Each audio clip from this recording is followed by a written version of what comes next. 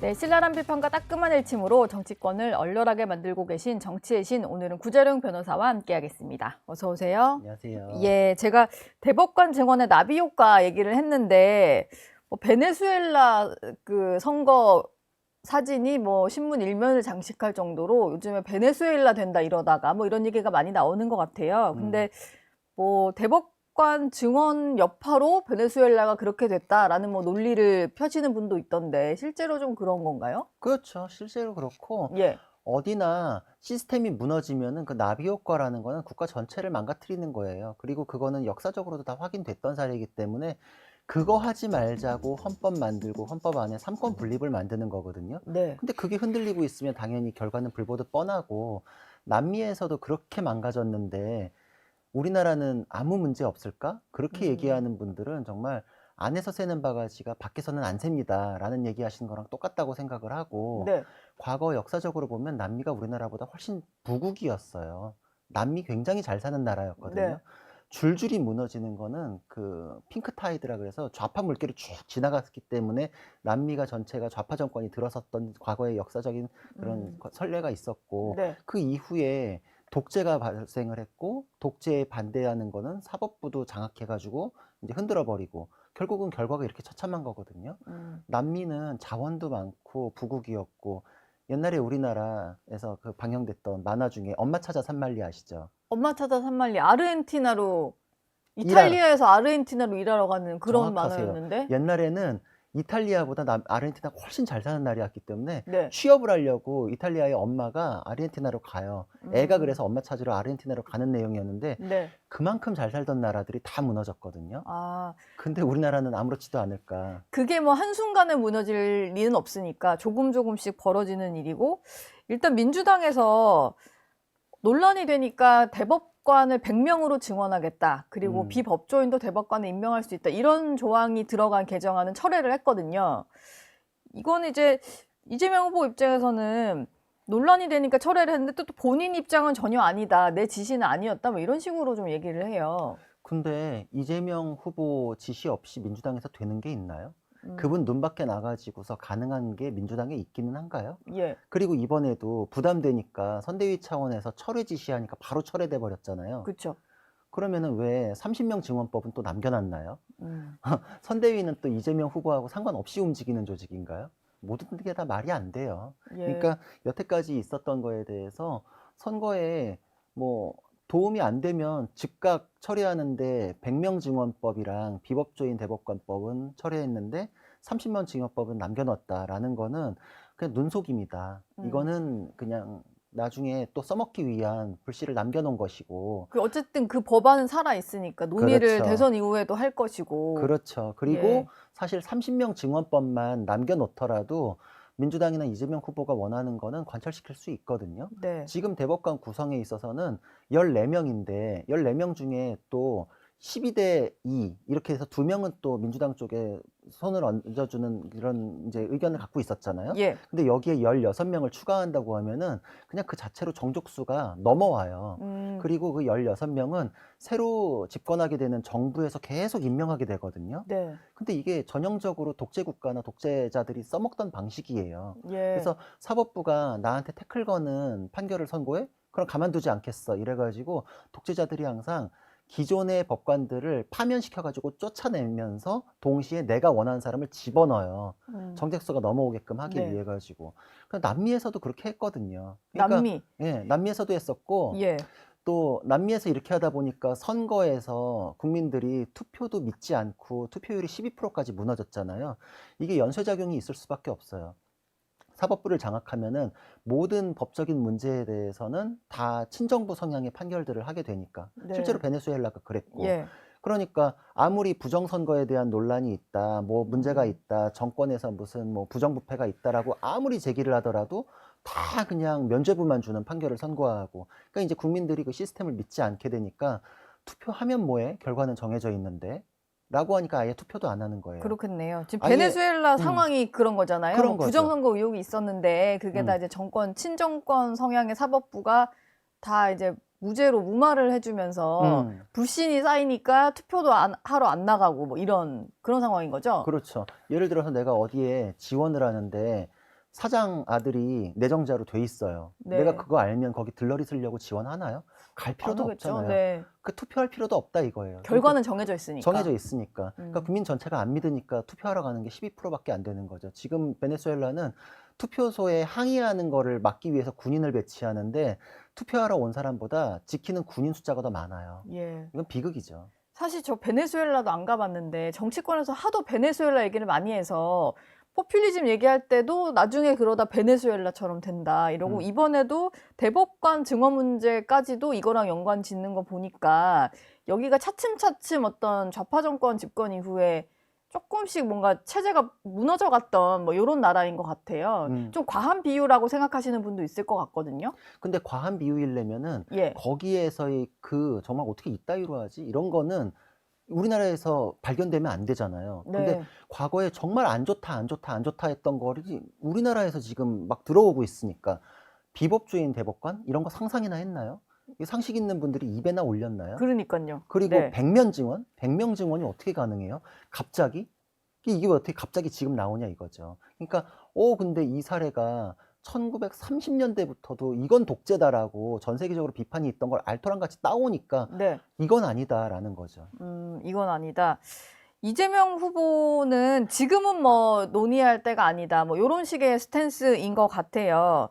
근데 대법관 수가 적다 보니까 이제 상고심 재판받을 기회가 박탈당하고 있다. 뭐 이런 얘기를 한 걸 보면 확실히 대법원의 어떤 구성을 좀 바꿔야겠다. 이런 의지는 확고한 것 같거든요. 대선 이후에 다시 좀 재개될 상황이라고 보시는 거죠? 그렇죠. 재개될 상황일 뭐 뿐만 아니라 일부 남겨놓기도 했으니까. 그렇죠. 30명을. 그리고 이게 이렇게 남겨놓은 거는 굉장한 협박이에요. 예를 들어서 내가 막 누군가 협박해가지고 10억 내놓으라 그러다가 그게 좀 과하니? 그래 그럼 1억만 내놔. 이거면 그런 문제가 없나요?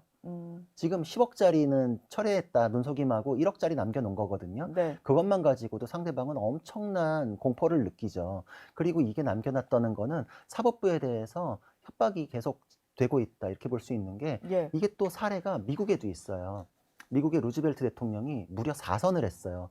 미국에서 4선이 가능해? 우리 깜짝 놀라잖아요. 네. 미국에서도 이거 독재로 간다라는 얘기가 있었어요. 그때도 대공황이 있었기 때문에 그 혼란을 틈타가지고 권력을 굉장히 그립감을 세게 잡았거든요. 그래서 4선까지 가니까 그 이후에 야 이건 진짜 투표로 뽑혔지만 이건 아니지 않냐 그래서 수정헌법에서 대통령은 2번까지밖에 하지 못한다라고 조항이 그때서야 들어가요. 루즈벨트의 그런 안 좋은 사례를 봤기 때문에. 네. 근데 루즈벨트가 항상 혼란을 강조해요. 대공황 극복해야 되지 않냐. 근데 내 뜻에 반해 사법부? 니네도 그러면 구조조정해야지. 그래서 9명을 14명으로 늘리려고 그랬어요. 근데 지금 이재명 후보도 똑같아요. 항상 위기를 강조해요. 내란 극복? 아직도 내란 극복해야 된대요. 네. 그죠? 지금 뭐 내란이 진행 중인가요? 그런 식의 얘기하죠. 근데 예. 지금도 뭐 2차, 3차 내란 계속된대잖아요. 네. 사법부에서 유죄 취지 파기환송됐을 때도 2차, 3차 내란이 계속되고 사법부의 판단도 사법살인이고 그것도 내란의 연장선상이라고 본인이 얘기한 거 보니까 본인한테 반하는 거는 다 혼란 상황이고 단일화도 연관. 내란 단일화 이러잖아요. 그렇죠. 예. 똑같아요. 맞아. 정확하세요. 네. 그러니까 이런 식으로 프레임을 씌웠기 때문에 루즈벨트의 대공황 핑계로 해서 자기가 권력 강하게 잡는 거랑 똑같은 상황을 만드는 걸로 보이고 그때 사법부에서 제동 거니까 똑같이 대법관 증언하겠다 그래요. 그때 등장한 게 사법 소극주의예요. 예. 대법관이 사실상 연방대법원이 굴복해서 그 이후로는 루즈벨트의 정책에 제동을 거는 판결을 못 해요. 그러니까 지금 이 정말 말도 안 되는 것들을 걷어내면서도 30명 증언법을 남겨놓은 거는 그때 사례를 똑같이 갖고 온 거예요. 그래서 이거 그대로 진행될 텐데 대법원에서 스스로 알아서 몸조심하지 않으면 요거 법안으로 통과될걸요? 라는 걸 남겨놓은 거예요. 그러면은 우리나라에서는 이제 사법 소극주의라는 미명하에 사법부는 민주당이 하는 거에 대해서는 눈 감게 되죠. 눈 감게 되는. 그걸 이제 남겨놓은 거예요. 그러니까 예. 지금 칼로 푹 찌르겠다라고 하다가 내가 그냥 칼만 들고 있어. 너 어떻게 하는지 볼게. 요 정도를 남겨놓은 거예요. 지금 이게 여론이 워낙 안 좋다 보니까 일단은 철회를 한 것 같고, 근데 어제는 또 하나 발언이 더 나왔는데 이건 어떤 의미인지 모르겠어요.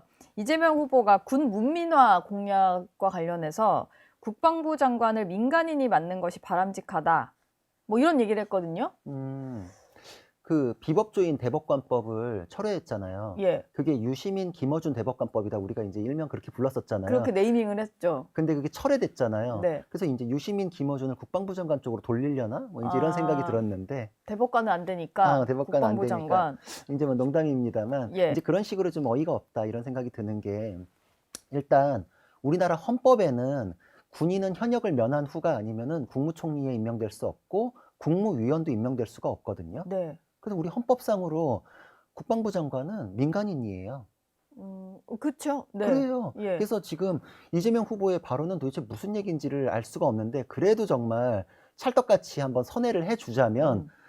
민간인을 임명하자라는 건 지금 민간인인데 헌법을 몰라서 얘기한 거거나 네. 헌법을 알면서도 얘기한 거면은 군 경력 없는 사람을 국방부 장관을 하자는 얘기밖에 안 되거든요. 그러니까 법조 경력이 없는 비법조인 같은 개념인가 보네요. 군 똑같죠. 경력이 없는 민간인.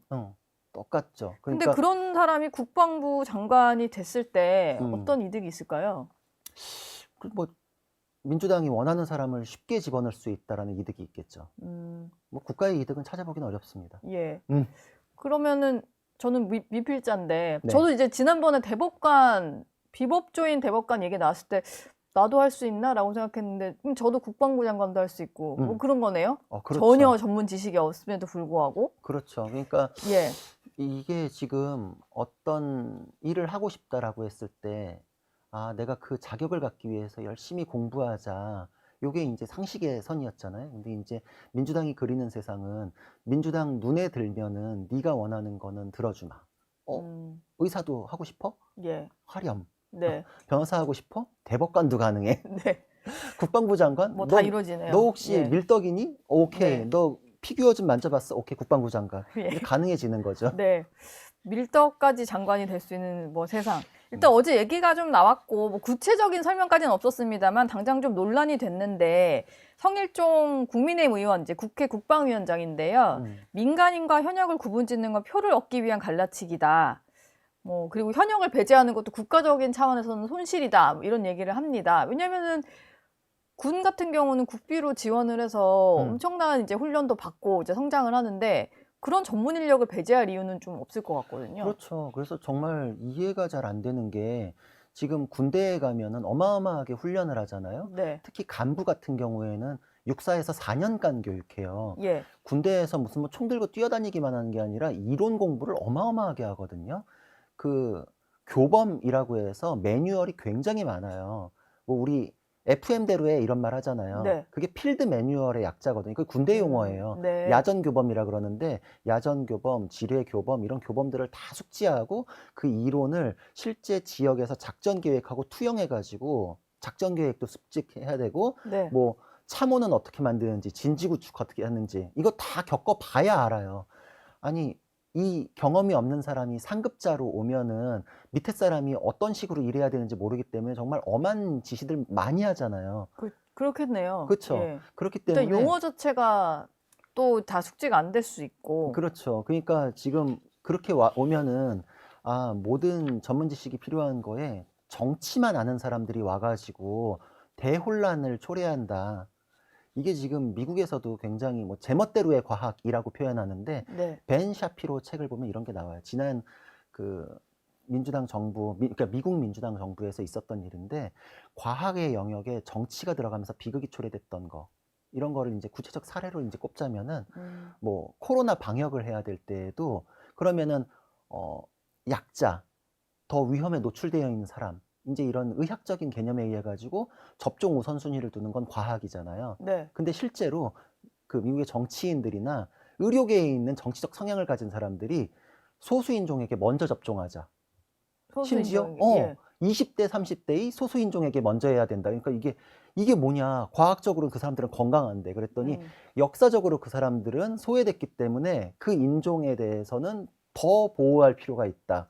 심지어는 거기서 사망률이 그거에 의해서 일시적으로 높아질지언정 사회 정의는 실현된다. 뭐 이랬었어요. 진짜로 있었던 일이에요.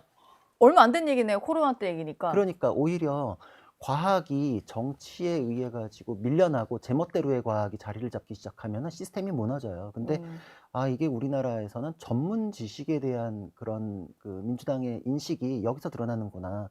과거에 뭐 의사 배출권도 뭐 공공의대를 통해서 시민단체가 추천하는 사람들을 우선적으로 선발하고 막 그런 것 추진됐던 적이 있었죠. 예, 예. 전문 지식을 가진 사람들이 정치하는 사람들에게는 굉장히 눈에 가시일 수 있어요. 왜냐면은 맨날 입 바른 소리하고 그게 자기들 하고 싶은 거에 대해서 제동을 걸 수 그렇죠. 있죠. 예, 전문가들은. 정치는 사실 안 되는 것도 없고 되는 것도 없고 이제 그런 영역이잖아요. 네. 그러니까 정치 영역에서는 쇼컷으로 나 무단횡단 해가지고 뭐 10초면 건너는데 왜 너는 자꾸 신호 지켜가지고 5분간 돌아가라 그래? 맨날 이제 이걸 불만사항으로 여기는데 우린 그러죠. 그러다 사고 나요. 그러다 네. 죽어요. 라고 예. 하는데 아니야. 나 그냥 눈치껏 잘 건너왔어. 이런 음. 사람들 입장에서는 경찰도 내 통제 아래 둬야 되고 네. 검찰도 법원도 전문가도 이제 그런 인식이다 이렇게 생각을 해요. 그러니까 뭐 국무위원들 중에 뭐 웬만하면 이제 정치인들 다 가지만 좀 국방부조차도 민간인으로 해서 어떤 이제 정부 정말로 강력한 통제 아래 두겠다 뭐 이런 게 아닌가 싶은데 말씀하신 대로 다 이제 뭐 군 경력은 있습니다만 김용현 전 장관 같은 경우도 민간에 있다가 이제 들어간 케이스고 뭐 그러다 보니까 굳이 민간인이란 표현을 왜 쓴지는 좀 잘 모르겠네요. 그렇죠. 이해가 예. 안 되는 거죠. 무조건 군인은 옷 벗고서 민간인 신분이 되고 나서 임명이 돼야 되거든요. 네. 우리 헌법이 그래요. 그러니까 지금 이 군인 시스템 신분으로는 그냥 합참총장 뭐 이 정도 되는 거잖아요. 그렇죠. 그건 군인인 거잖아요. 그러니까 국방부 장관을 민간인으로 하자라는 거는 아무리 얘기를 하려고 해도 이건 헌법을 몰라가지고 하는 얘기거나 아니면은 정말 군 경력 없는 사람을 하자는 얘기거나 그러니까 양쪽으로 다 문제가 있죠. 예. 어제 이재명 후보는 그 청년들 만나러 갔는데 대학생들 만난 자리에서 청년 세대 이제 정치 양극화 얘기를 좀 했어요. 실제로 이게 좀 문제가 되고 있는 상황이기는 한데 그러면서 얘기를 했던 게 악성 정치 때문에 청년 세대들이 많이 오염된 것 같다. 뭐 이런 표현을 썼거든요. 근데 그 전에 이제 이재명 후보가 했던 얘기랑 좀 유추해 보면 자기 고백인가요? 자기 고백 같지는 자기 고백 때문에 그렇게 됐다는 뜻인가요? 자기 아니면 고백 같지는 자기는 않고 문제 없는데 남만 그랬다는 뜻인가요? 일단 뭐 극우화 이런 얘기를 그 어. 전에도 민주당 쪽에서도 했다 보니까 뭐 그런 어. 취지로 좀 해석이 되는데 자기 자신은 돌아보시지 않네요. 자기도 사실 일조한 건 있잖아요. 그렇죠. 정치의 양극화에 있어서는. 그렇죠. 그러니까 이렇게 극단으로 치닫는 거는 이게 꽁짝이 맞으니까 그런 거거든요. 네. 거기에 대해서 나는 전혀 잘못 없다. 이 우리 대한민국이라는 국가 안에 한 그릇 안에 담겨 있는 분들 아닌가요? 거기서 가장 센 발언들 하는 분들 아니었나요? 거기에 대해서 포용의 정치를 하셨으면 30번 넘는 탄핵이 있었을까요? 그게 우리나라가 항상 그러던 나라가 아니잖아요. 네. 요번에 벌어진 일들이잖아요. 거기에 대해서 이재명 후보는 정말 남 얘기 하시듯이 하는데 최근에 외국에서 넘어와가지고 후보 되신 것처럼 남 얘기 하시듯이 이해가 안 되는 게 거기에 한 축이었어요. 이재명 후보는 한 축이었기 때문에 뭐 서로 책임을 누구에게 더 크게 지울 거냐의 뭐 차이는 있겠지만 뭐 양쪽이 다 잘못한 거긴 하죠. 네. 그래서 지금 상대방만 잘못했다라는 거는 정말 인식 자체도 잘못됐다라고 생각해요. 심지어 헌법재판소 최근에 결정에도 네. 윤석열의 잘못에는 민주당의 탄핵 남발도 원인이 된다라고 있잖아요. 예. 그 부분이 등장하지요. 등장하지요. 네. 근데 그게 그 사건의 쟁점으로 심판 대상으로 다뤄졌던 게 아님에도 불구하고 굳이 들어가 있잖아요. 국민들의 인식도 오히려 그거보다 더 넓게 헤아리고 계시잖아요.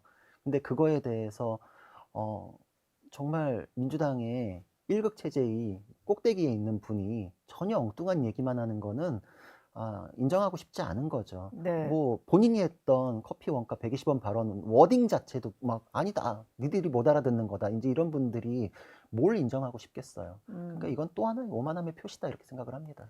그러니까 민주당 입장에서는 청년 세대 이제 좀 젊은 층의 지지가 그래도 상대적으로 국민의힘보다 민주당이 좀 많이 받는 정당임에도 불구하고 일부 이제 뭐 2030 남성이라든지 좀 일부 세대에서는 또 보수층 지지하는 성향도 나타나잖아요. 그러다 보니까 이걸 마치 오염됐다 이런 식의 표현을 쓰는 것 같아요. 이건 약간 세대 갈라치기 같기도 하고. 뭐 갈라치기죠. 그러니까 요새는 갈라치기도 굉장히 그 지형을 보고 촘촘하게 새로 설정되는구나. 이제 이런 생각이 드는 게 네. 예전에는 한 10년 전까지만 해도 뭐 어르신 세대, 젊은 세대 딱 이렇게 갈라치기 했거든요. 그래가지고 젊은 세대가 굉장히 깨어 있고 민주당의 성향이기 때문에 뭐 이분들 뭐 알바하고 이러면서 투표도 못 한다, 투표 시간 연장하자 뭐 이런 거에 근거로 쓰고 막 이랬었거든요. 네. 근데 오히려 젊은 층에서 민주당에 싸늘한 시선을 보내다가 완전히 이제 등을 돌리니까 청년들은 미숙하다, 정치를 모른다, 막 이렇게 공격하더라고요. 그래서 예전에 제가 기억에 남는 게 네. 김어준 씨, 막 그런 식으로 세대 갈라치기 해가지고 어르신들에 대해서는 막 뭐 폄하하고 젊은 세대에 대해서는 뭐 칭송하고 이러다가 이제 나중에 와가지고 이제 젊은 세대는 미숙하대요. 그리고 본인이 그래서 예전에 그런 식으로 했지 않냐라고 이제 반론을 받으니까 내가 지금 나이 먹을수록 생각이 깊어진다. 뭐 이제 이런 식으로 하고 그래요. 어. 말이 달라지는 게 아니고 생각이 깊어진다. 뭐 예. 하여튼 이제 뭐 항상 자기만 옳다는 사람들은 이제 그러게 하겠는데 네. 세대로 나누는 것도 촘촘하게 이제 이러다 보면은 뭐 지역별로 갈라치고 성별로 갈라치고 뭐 이제 학교별로 갈라치고 이제 막 그렇게 할 텐데 예. 이게 분열을 만드는 게 누군가요, 그러면? 다시 물어봐야 될 것 같은데. 그러니까 사실 생각이 다르다고 뭐 오염된 청년은 아닌 거니까. 그쵸. 그 예, 오염이란 그 말 자체가 너무 소름 돋는 거죠. 예. 어제는 뭐 그제 올라온 것 같기는 한데요. 조국혁신당 대표 부인 정경심 전 교수가 SNS에 게시물을 하나 올렸는데 사전투표를 독려하는 게시물이긴 한데 뒷모습이 조국 전 대표였고 더 일찍 만날 조국 이렇게 적혀 있어요. 여기서 일찍에는 일이 숫자로 표기가 되어 있는데 뭐 사전투표 민주당 찍어라라는 거긴 한데 더 일찍 만날 조국이라고 하면서 이게 곧 사면된다. 민주당이 정권 잡으면 사면된다. 이렇게 좀 해석이 됐거든요. 그렇죠. 그리고 예. 사실 조국혁신당에서 선거연대 했잖아요. 그리고 그렇죠. 유세 현장에도 뭐 단상에도 오르고. 그렇죠. 그리고 거기에서 하는 말들이 민주당이 이재명 후보가 압도적으로 이길수록 조국을 빨리 만난다고 얘기하고 다니잖아요, 그분들이. 그러니까 이제 이건 궤를 같이 하는 거죠. 예. 그러니까 결국은 이재명 후보가 이기면 조국에 대해서 사면이 된다라는 얘기, 뭐 그 얘기 하는 거니까. 근데 듣다가 갑자기 생각이 난 건데 그 이준석 후보랑 단일화하려고 물밑에서 뭐 당권 얘기하고 뭐 이런 얘기를 할 때 그 민주당에서는 후보 매수죄 뭐 이런 식의 죄목을 붙여가지고 고발하겠다라고까지 했었잖아요. 네. 특별 사면 가지고 뭐 이렇게 하는 거는 뭐 문제되는 건 아닌가요, 법적으로? 문제될 수 있죠. 예. 똑같은 거예요. 그게 거슬러 올라가면은 우리 DJP 연대 있죠. 예. 그 공동정부 꾸렸잖아요. 그쵸. 그때 그럼 촘촘하게 한번 들어가 볼까요? 뭐가 그렇게 다르죠? 그것도 그럼 후보 매수가 되나요? 그것도 이제 선거에서 연대하면서 그때 당시에도 따지고 들어가기 시작하면은 이익 교환에 대한 얘기가 과연 언제 있었을까? 사실 지난번 단일화 때도 네. 윤석열, 안철수 단일화 때도 그때 그럼 그 이후에 어떤 식으로 될지 뭐 공동정부 얘기도 나오긴 했었고 결국은 이제 무산됐지만 그러니까 이제 정치가 생물이기 때문에 그런 논의나 이런 것들이 언제 있었는지 뭐라고 있었는지 따지면은 걸면 다 같은 선상에서 DJP 연대부터 쭉 한번 따져봐야 될 문제 아닐까. 네. 그러니까 이제 지금 뭐 논의하는 거는 그냥 뭐 정치적인 구호로 고소고발전이 난무한다. 뭐 이렇게 보면 될 것 같아요.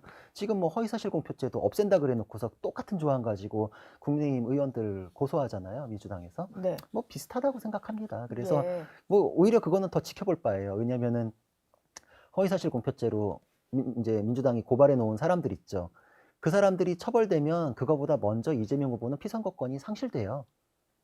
그걸 지키기 위해서 그 조항을 없애기로 했잖아요. 네. 없애면은 지금 고발당해 있는 사람들도 그냥 아무런 뭐 수사도 안 받을 거야, 아마. 예. 그러니까 이제 지금의 그 법적인 리스크라고 할 만한 것들은 그냥 뭐 민주당이 바꾸는지 안 바꾸는지, 네. 어디까지 진행하는지, 과거 사례까지 그럼 한번 같이 까봅시다라는 얘기하고 연장선상에서 얘기해야 되니까 예. 그 자체로 그렇게 뭐 첨예하게 사법적으로 다툴 만한 내용일까? 뭐 그렇지는 않은 것 같아요. 예.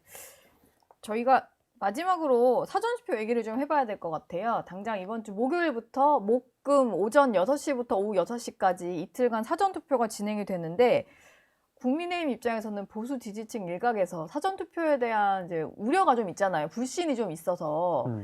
근데 김문수 후보까지 나서서 본인도 사전투표 할 거다라고 하면서 독려에 좀 나선 모습인데 이게 막판에 보수층 결집을 좀 일으킬 수 있을까요?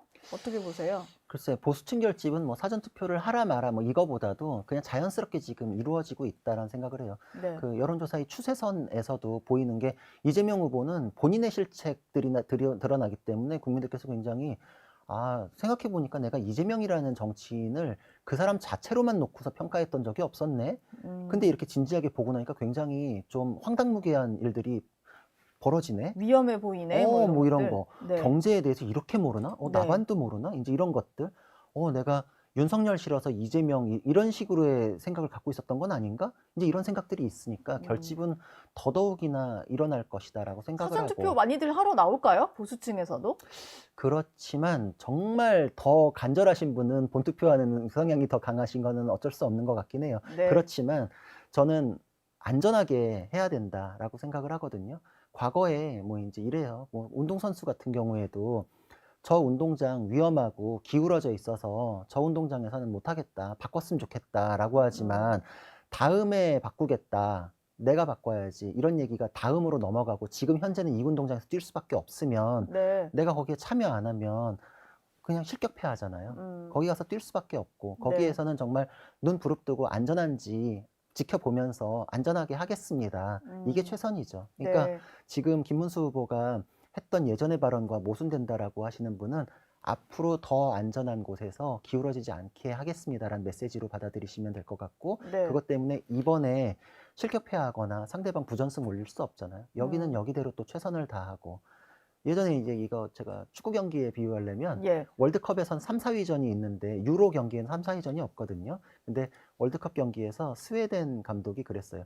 우승에 대한 열망이 좌절된 팀한테 3, 4위전 뛰게 하는 건 너무 가혹하다. 이거 없애야 된다. 그랬었어요. 그랬더니 언론사에서 그럼 이번에 3, 4위전 보이콧하냐 할 때 아니다. 열심히 뛰겠다. 그래서 네. 실제로 3위 했거든요. 예. 근데 뭐 그런 거랑 빗대서 생각해 주시면 좀 재밌게 생각하실 수 있을 것 같아요. 최대한 많이 참여하는 게 이기는 거다. 그런 취지다. 네, 그런 정확하세요. 취지다. 예. 알겠습니다. 구자룡 변호사와는 여기서 인사 나누겠습니다. 고맙습니다.